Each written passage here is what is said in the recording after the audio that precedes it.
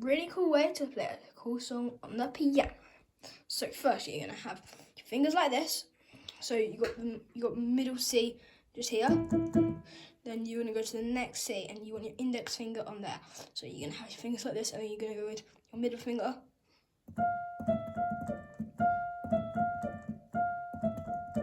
While you're doing that, so you go down over here. This is with your left hand. You're gonna go over here. You go while you're playing this. And together it sounds really cool, and it sounds just like this. Hold on. Yeah.